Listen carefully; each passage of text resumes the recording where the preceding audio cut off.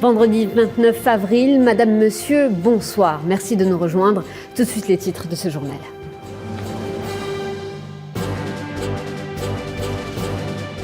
Journée mondiale d'Al-Quds. Plus d'une quarantaine de Palestiniens ont été blessés à la mosquée Al-Aqsa au moment où des milliers de personnes se rassemblent dans le monde en solidarité avec la Palestine.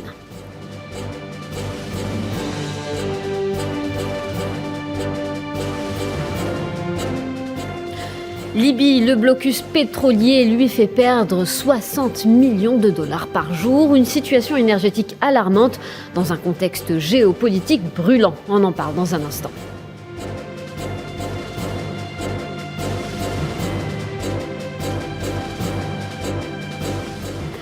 Au Liban, dernière ligne droite pour les quelques 1000 candidats aux législatives. Les enjeux sont immenses pour le pays du Cèdre à l'approche du scrutin.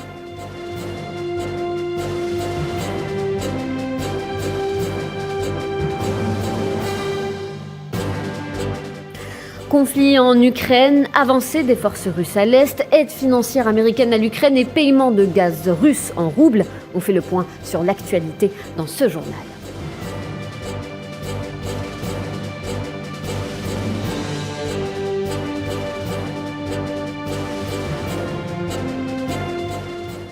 Et ce dernier vendredi du mois de Ramadan marque, comme chaque année, la journée mondiale d'Al-Quds. Ils étaient 160 000 fidèles à effectuer la prière du vendredi à la mosquée Al-Aqsa. Cette année, la célébration de cette journée est marquée par la multiplication des provocations et agressions sionistes contre les Palestiniens d'Al-Quds.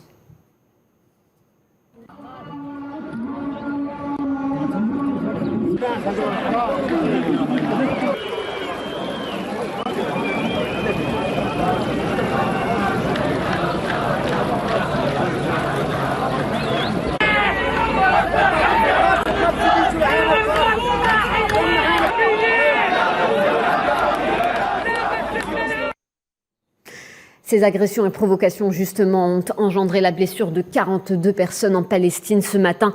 Des heurts ont éclaté entre jeunes Palestiniens et policiers sionistes sur l'esplanade d'Al-Quds el-Sharif après l'envahissement des lieux saints par les forces d'occupation qui, depuis le début du Ramadan, mènent une politique d'exaction et d'attaque à l'encontre des civils palestiniens. Souhila Kilal. Encore un vendredi marqué par des violences à Al-Quds. Une quarantaine de personnes ont été blessées dans de violents affrontements ce vendredi entre policiers sionistes et jeunes palestiniens sur l'esplanade des mosquées, foyer de tension après plus d'un mois de violence.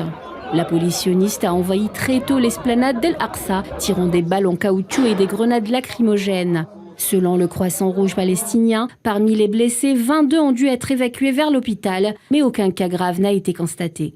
Ces nouveaux accrochages interviennent en ce dernier vendredi du mois sacré du Ramadan et à quelques jours de la célébration de la fête de l'Aïd al-Fitr qui marque la fin du mois sacré. La présence sur l'esplanade pendant le Ramadan de nombreux colons juifs autorisés à visiter le lieu et le déploiement des forces sionistes ont été largement perçus par les Palestiniens et plusieurs pays de la région comme un geste de provocation.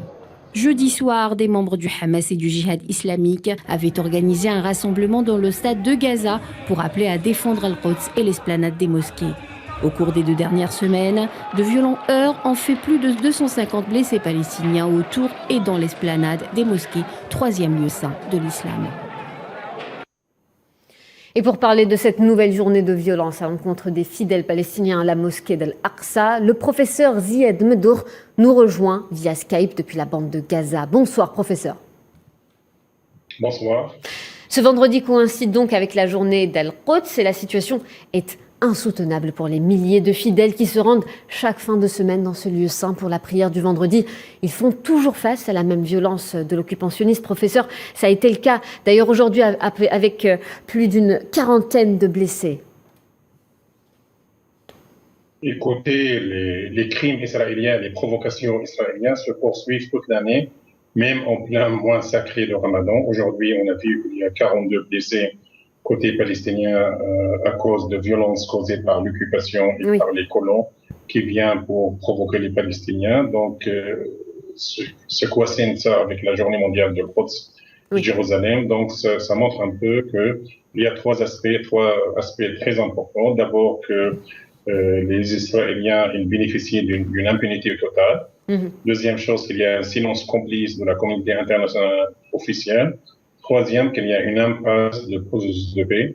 Et je pense que les sionistes, gouvernements et colons et soldats profitent de cette situation, que le monde entier il est très occupé ailleurs avec le conflit entre la Russie et l'Ukraine, pour provoquer, pour poursuivre leurs crimes contre les Palestiniens. Et aujourd'hui, c'est le dernier jour, vendredi de Ramadan, mais pour rappel, pas seulement sur l'esplanade de la Quds al-Aqsa, mais depuis le mois d'avril, il y a presque 25 Palestiniens qui ont été assassinés lâchement par des soldats et par des colons, parmi eux des femmes, des personnes âgées à Jénine, en Cisjordanie occupée. C'est vrai, Jérusalem, il a une place importante pour les Palestiniens et pour les musulmans, et les crimes israéliens se poursuivent, mais je pense que les Israéliens, les sionistes, ils sont en train de profiter de silence complice pour poursuivre leurs crimes, leurs provocations. Mais il y a un aspect avantageux, qu'il y a une résistance, qu'il y a une lutte, il y a une mobilisation. Et on a vu dans les manifestations aujourd'hui, malgré les barrages militaires, malgré les interdictions, il y avait 160 000 Palestiniens qui sont venus de partout de territoire palestinien, même de 48, pour prier et pour montrer qu'il y a une résistance, il y a une population civile qui résiste contre l'occupation et ses crimes contre les civils palestiniens. Oui, et cette répression sioniste, vous l'avez bien souligné, contre les Palestiniens, s'est renforcée à mesure qu'approchait le mois du Ramadan. D'autant plus que cette année, les célébrations religieuses juives et musulmanes ont lieu durant la même période cette année. Bien sûr, donc c'est vrai qu'il y a pas seulement juifs et musulmans, il y a même chrétiens avec les fêtes des Pâques, mais je pense que les Israéliens, les sionistes ne respectent aucune fête religieuse. Donc, nous sommes au mois de Ramadan. Un petit rappel, donc, dans une semaine, il y aura la célébration du premier anniversaire de l'offensive militaire israélienne contre la bande de Gaza entre le 10 et le 21 mai dernier. C'était en plein mois de Ramadan et c'était en plein mois de Donc, les Israéliens, les sionistes ne respectent pas ni les civils, ni les lois, n'appliquent pas ni les lois internationales, ne respectent pas les mois sacrés. Et les preuves, depuis le début du mois de Ramadan, pendant tout le mois de Ramadan, pas seulement le vendredi c'est pire, mais il y avait la nuit de destin avant-hier, il y avait les prières le soir, il y avait les prières le matin, donc il y avait toujours des provocations de la part des soldats et des colons, et les colons essaient un peu de venir pour provoquer les Palestiniens. Je pense qu'ils s'en fichent pas seulement des fêtes musulmanes, mais ils s'en fichent de loi internationale, donc c'est un État hors la loi qui se comporte comme un État criminel, qui poursuit ses crimes avec donc l'impunité totale et surtout avec le silence complice de cette communauté internationale officielle qui ne fait rien pour arrêter les crimes israéliens contre les civils palestiniens. Merci, professeur Zied Meddour. Je le rappelle, vous étiez en direct avec nous depuis Gaza. Et toujours en cette journée mondiale d'Al-Quds, des milliers d'Iraniens ont battu le pavé aujourd'hui à Téhéran et à travers le pays en soutien aux Palestiniens. Ces 2 dernières années, les rassemblements avaient été annulés en raison de la pandémie.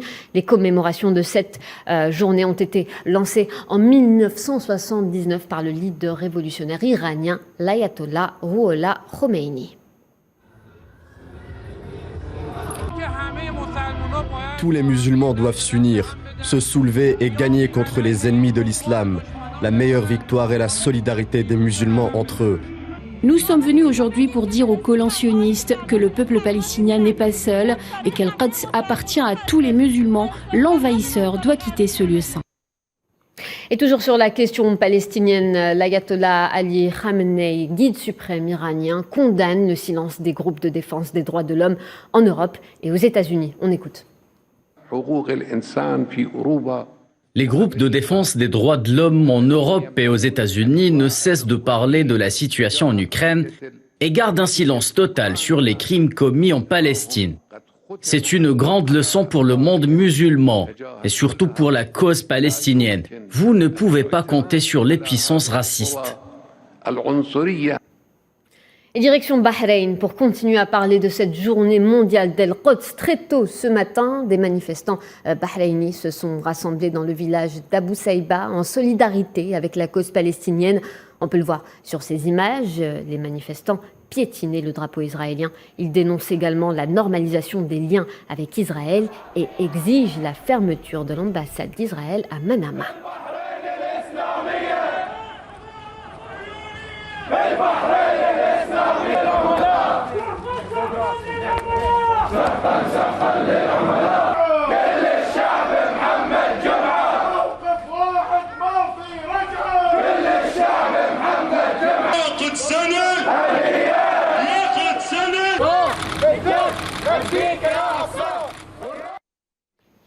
Et dans le reste de l'actualité internationale en Espagne, le parti de la gauche unitaire espagnole a renouvelé son rejet catégorique de la position illégale de Pedro Sánchez sur la question du Sahara occidental. Le parti a rappelé son soutien aux droits du peuple sahraoui et à l'autodétermination conformément au texte des chartes des Nations Unies. Lors d'une rencontre hier avec une délégation du Front Polisario, le coordinateur du parti de la gauche unie, Alberto Garzón, membre de l'actuel gouvernement, a affirmé que la position de Pedro Sánchez est illégitime et contredit la légitimité internationale. Il précise qu'il ne fait pas l'unanimité et ne représente pas la position d'une seule partie. Garzón a été ferme et clair en s'engageant à continuer à défendre l'histoire de la position du parti de la gauche unitaire espagnole en défense de la justice et de la liberté du peuple sahraoui.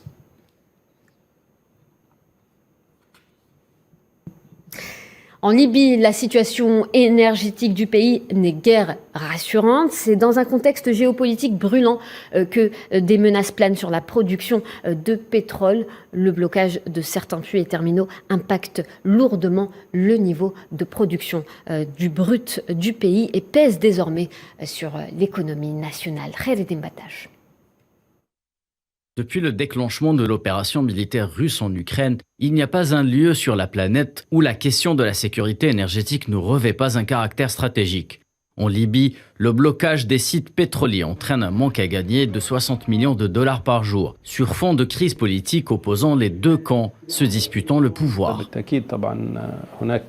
Il y aura bien sûr un manque à gagner. La pénurie de la quantité produite a atteint environ 600 000 barils de pétrole brut par jour. Et ensuite, lorsque vous voyez la hausse des prix aujourd'hui, même si le prix moyen est d'environ 100 dollars, cela signifie que le chiffre est d'au moins 60 millions de dollars par jour.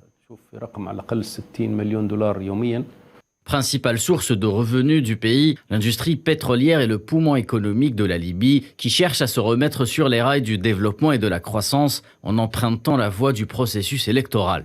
Mais les épisodes du blocage des installations pétrolières risquent encore une fois d'hypothéquer les chances du pays quant à l'accélération de ce processus. À terme, le risque encouru par la Libye est de voir son image ternie auprès de ses futurs partenaires et investisseurs. Ces fermetures auront un impact à long terme, même sur les oléoducs qui transportent ce combustible, ainsi que sur la réputation de la Libye dans le monde. La fermeture de puits et de terminaux pétroliers signifie également la baisse de la production mondiale de pétrole, à un moment où la stabilisation des niveaux d'approvisionnement auprès de certains marchés stratégiques devient un enjeu de sécurité nationale pour beaucoup de pays. Selon la compagnie libyenne National Oil Corporation NOC, la production de brut culminait à 1,3 million de barils avant le début des blocages des infrastructures. Selon un communiqué publié par la même compagnie en début du mois en cours, la baisse en question serait aussi imputée à l'accumulation des dettes contractées par les entreprises opérant dans le secteur. Et au Liban, cette fois, dernière ligne droite pour les quelques 1000 candidats aux législatives prévues le 15 mai prochain. Un scrutin qui s'annonce tendu, d'un côté en raison de la crise structurelle que traverse le pays, mais aussi en raison des vieilles rivalités politiques. Tinhinen Makassi. Les législatives du 15 mai prochain sont le premier grand rendez-vous électoral des Libanais depuis la crise multidimensionnelle que traverse leur pays. À noter que des présidentielles sont également prévues à la fin de l'année, plus précisément au mois d'octobre. Sont également prévues des municipales, même si concernant cette dernière, aucune date n'est avancée pour le moment. La représentation dans l'hémicycle n'est pas le seul enjeu du scrutin de mai prochain. Selon les observateurs, les populations ne sont pas encore convaincues du changement que peuvent apporter ces législatives. Cela dit, les rivalités traditionnelles sont aussi au rendez-vous, notamment entre les deux grandes alliances du pays, à savoir le 8 mars et le 14 mars. À noter que ces deux coalitions rivales mènent le jeu sur la scène politique libanaise depuis 2005. Autre fait marquant de cette échéance, l'absence du mouvement futur. En effet, le 24 janvier dernier, Saïd Hariri, leader du parti, annonce son retrait de la vie politique et exhorte les membres de son parti à boycotter les législatives de mai prochain. Concernant les partis dits alternatifs, ils sont encore timides et ne font pas poids face aux acteurs traditionnels de la politique libanaise. Et le conflit de haute intensité en Ukraine continue. La grande réunion de soutien à l'Ukraine célébrée dans la base américaine de Ramstein et l'annonce par Washington d'un appui militaire conséquent à Kiev annonce le prolongement du conflit qui anime le vieux continent. Moscou a pour sa part encore agité la dissuasion stratégique en face de l'axe euro-atlantique. Sofiane Barodi. Sur plusieurs fronts, les combats font rage. Les forces russes se concentrent sur le Donbass et sur la région sud. La prise de Mariupol et le blocus d'Azovstal ont permis de relancer l'offensive sur Kramatorsk et vers Odessa, dans l'objectif du contrôle des accès à la mer, principalement de la mer Noire. À l'ouest de l'Ukraine, des informations indiquent que des forces ukrainiennes se positionnent pour attaquer la Transnistrie. Des explosions ont déjà visé des bâtisses stratégiques dans cette oblast où le 14e bataillon de l'armée rouge est toujours stationné. On annonce aussi le regroupement de troupes roumaines à l'ouest de la Moldavie, en préparation d'une jonction avec les forces ukrainiennes autour de la Transnistrie. La région moldave risque d'être le prochain chaudron de la confrontation dans cette région. Un mouvement de panique traverse la population de ce petit pays d'Europe de l'Est, pris dans un contexte de haute incertitude. La Transnistrie, qui compte l'un des plus grands stocks de munitions au monde et déploie quelques 7000 soldats russes, se prépare à faire face à une offensive qui paraît imminente. Pour rappel, la Bulgarie et la Pologne se sont vues énergétiquement pénalisées par la Russie. Varsovie est la principale base d'appui à l'effort de guerre ukrainien, essentiellement à l'appui logistique et militaire qui provient de l'axe transatlantique, principalement euro-américain.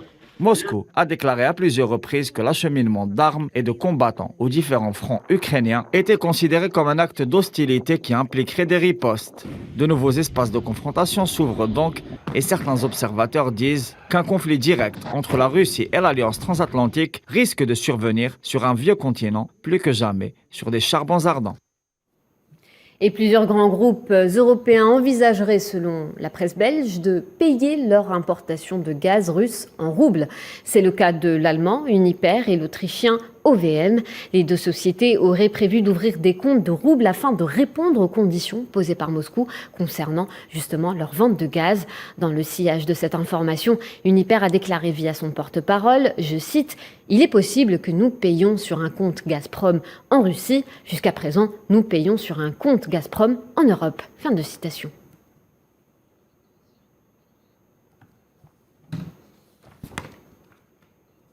Et on va s'intéresser à présent à ces aides financières américaines pour Kiev. La Maison-Blanche est en passe d'attribuer une nouvelle enveloppe d'aide estimée cette fois à plus de 33 milliards de dollars. Une semaine avant, Washington avait annoncé l'octroi d'une somme de 800 millions de dollars au gouvernement de Kiev. Les détails avec Amin Touta. Une colossale rallonge budgétaire de 33 milliards de dollars que le président américain Joe Biden veut allouer à l'Ukraine, dont 20 milliards qui seront destinés à la fourniture d'armement. Le locataire du bureau ovale a justifié sa demande au Congrès par le fait que Washington ne doit pas rester indifférente au conflit en cours. Depuis le début des opérations militaires russes au mois de février passé, les États-Unis ont fourni plusieurs séries d'aides militaires et financières à l'Ukraine. La dernière enveloppe était d'une valeur de 800 millions de dollars destinée au gouvernement de Kiev. Sur le terrain, les combats dans l'est de l'Ukraine restent intenses, notamment après la décision de Moscou de concentrer ses opérations sur cette région, mais aussi au sud-est, à Mariupol, où une opération d'évacuation de civils cernés à Azovstal était envisagée selon les autorités ukrainiennes. Cette zone industrielle subit depuis plusieurs semaines un siège militaire russe.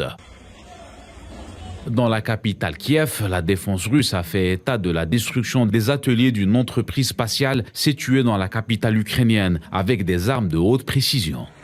Les forces russes ont détruit avec des armes de haute précision de longue portée les ateliers de l'entreprise spatiale Artyom dans la ville de Kiev.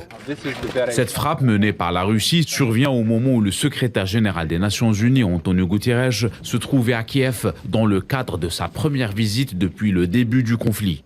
Le diplomate onusien s'est rendu dans la ville de Boutcha et à Borodiansk avant une rencontre avec le président ukrainien Volodymyr Zelensky. Et puis cette invitation du président indonésien Joko Widodo adressée à son homologue ukrainien Volodymyr Zelensky pour le sommet du G20. Joko Widodo a également confirmé avoir invité le président russe Vladimir Poutine au G20 qui doit se tenir en novembre en Indonésie. On l'écoute à ce propos.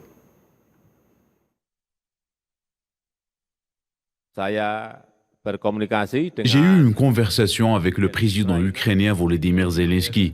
J'ai eu une conversation téléphonique avec le président portugais Marcelo de Sousa. Et également hier soir, j'ai eu une conversation téléphonique avec le président russe Vladimir Poutine.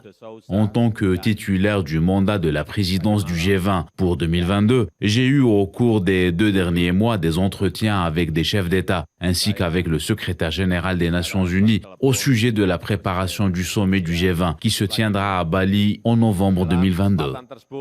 Quant aux demandes d'armes demandées à l'Indonésie ont également été discutées et j'ai réitéré que selon ce que préconise la Constitution et le principe de la politique étrangère de l'Indonésie, il est interdit d'envoyer des armes à d'autres pays. J'ai toutefois déclaré que nous étions prêts à envoyer de l'aide humanitaire. Qui succédera à Moscou au Conseil des droits de l'homme ? Pour l'instant, Prague est seul candidat à ce stade. L'Assemblée générale des Nations unies procédera le 10 mai à l'élection d'un successeur à la Russie au Conseil des droits de l'homme. D'autres pays peuvent se déclarer jusqu'à la date de l'élection, d'après le porte-parole de l'Assemblée générale.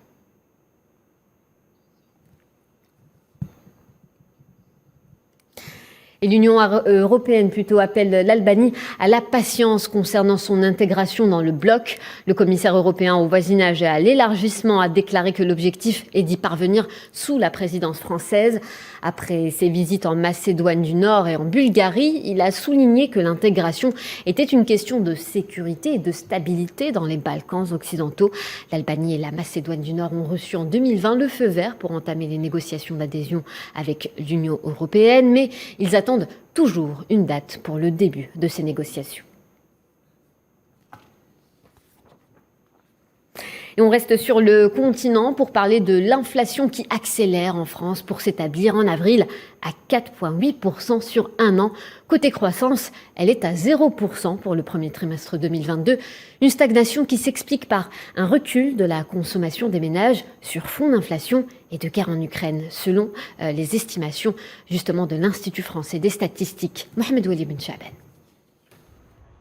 L'activité économique française a stagné au premier trimestre de 2022, avec une croissance nulle du fait d'un recul de la consommation des ménages. Quant à l'inflation, demeure toujours en hausse, se portant au mois d'avril à 4,8%, estime ce vendredi l'Institut français des statistiques et des études économiques l'INSEE. Il s'agit d'un niveau inégalé depuis le milieu des années 80. Sur un mois, les prix à la consommation ont augmenté de 0,4%. La consommation des ménages a reculé nettement au premier trimestre, prenant de court les prévisions des économistes qui s'attendaient à ce qu'elles résistent encore en début d'année. La vague Omicron très forte en janvier, la hausse des prix, en particulier de l'énergie, accentuée depuis le déclenchement du conflit en Ukraine en février, ont ainsi contraint les dépenses des ménages, notamment dans l'hébergement-restauration et l'habillement textile. La production de biens a, elle, accéléré après 2 trimestres de stabilité. Pour l'instant, l'investissement résiste, même s'il se tasse avec une progression de 0,2% au premier trimestre, tiré par les investissements en services informatiques en lien avec la numérisation croissante des entreprises. Le commerce extérieur poursuit son redressement, même avec un rythme toutefois moins soutenu que le trimestre précédent, souligne l'INSEE, avec une hausse de 1,5% des exportations quand les importations ont progressé de 1,1%. Toujours dans le même registre d'économie, on va parler de ce rachat de Twitter par le milliardaire Elon Musk. Une actualité qui fait couler beaucoup d'encre. Après l'accord du conseil d'administration de Twitter, il a vendu pour environ 4 milliards de dollars d'actions de Tesla. Une vente qui a suscité un scepticisme au sein de Wall Street qui enregistre une chute des cours des actions justement de Tesla. Imen Merad. Fervent défenseur de la liberté d'expression, le milliardaire Elon Musk décide de racheter Twitter à hauteur de 44 millions de dollars. Et pour financer cet onéreux caprice, le milliardaire a vendu mardi et mercredi pour 4 milliards de dollars d'actions Tesla, dont il est cofondateur et directeur général. Dans la foulée, la vente de ces actions ont conduit à la chute du cours de Tesla. L'action de l'entreprise a perdu plus de 13% depuis vendredi dernier, menant Wall Street à émettre des doutes quant à la finalisation de la dite opération. Depuis la signature de l'accord, Elon Musk a multiplié les tweets sur son compte personnel.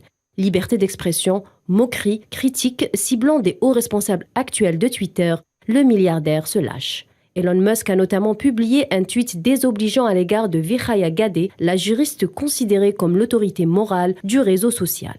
Elon Musk a racheté Twitter avec justement pour objectif d'en faire la plateforme mondiale de la liberté d'expression. Ce qui, selon lui, suppose de contrarier autant l'extrême gauche que l'extrême droite. Mais cette vision maximaliste de la liberté d'expression a provoqué des inquiétudes, notamment à la Commission européenne. Pour rappel, l'accord du rachat signé par Elon Musk stipule expressément qu'il lui est permis de tweeter sur l'opération, mais à une condition sine qua non, que les tweets en question ne dénigrent pas l'entreprise ou ses représentants. Une actualité suivie de près par notre invité Rami Zemouchi, créateur de contenu qui nous rejoint par téléphone. Bonsoir Rami. Bonsoir Fatma, ravi d'être avec vous aujourd'hui.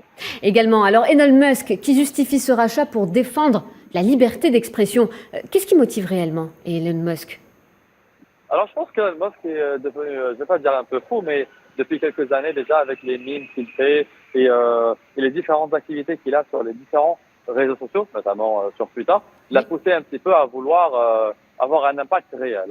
D'habitude, il faisait des tweets qui attaquaient souvent des personnes, qui parlaient parfois d'entreprises, qui gagnaient énormément en bourse grâce à ces tweets, ou souvent qui perdaient aussi grâce à ces tweets. Et avant, l'idée de racheter Twitter était quand même peu réaliste, mais depuis que Tesla est devenue une des meilleures entreprises et qui est le plus cotée en bourse dans le monde, ce sorte de rêve devient un peu une réalité pour lui. C'est ça. Et puis ces réticences de Wall Street, après la chute des cours des actions de Tesla, est-ce que cette chute aura un impact sur la finalisation de cet accord de rachat justement de Twitter? Il se pourrait, oui. Il se pourrait parce que, comme on peut savoir, Elon Musk est un des hommes les plus riches au monde, mais il n'a pas un casier dans lequel il a 44 milliards de dollars et qu'il achète ça. Donc il a dû faire des prêts et une partie qui a été financée par du cash qu'il a eu en vendant ses actions chez Tesla. Et en faisant cela, plein de gens ont paniqué un petit peu et le cours d'action a perdu quand même un peu plus de 7%. C'est ça. Il peut devenir l'homme le plus endetté aux États-Unis s'il arrive à finaliser cette transaction. Et on se demande ce qui arrivera par la suite à Tesla. Merci Rami Zemouchi de nous avoir apporté ces éclairages sur cette actualité. Vous étiez en direct avec nous par téléphone. Merci. Au revoir. Et juste avant de se quitter, on va parler sport, on va parler football en lice pour le Ballon d'Or 2022. Tout comme un certain Karim Benzema, Mohamed Salah, le joueur de Liverpool, s'est adjugé une première récompense individuelle en remportant le prix du meilleur joueur de l'année avec 42%. Il devance Kevin De Bruyne de Manchester City et Declan Rice de West Ham. Cette saison, l'international égyptien a notamment réalisé 30 buts et délivré 14 passes décisives en 44 matchs, toutes compétitions confondues. Il pourrait même disputer une nouvelle finale en Ligue des Champions d'ici peu en cas de qualification la semaine prochaine en match retour des demi-finales face aux Espagnols de Villarreal.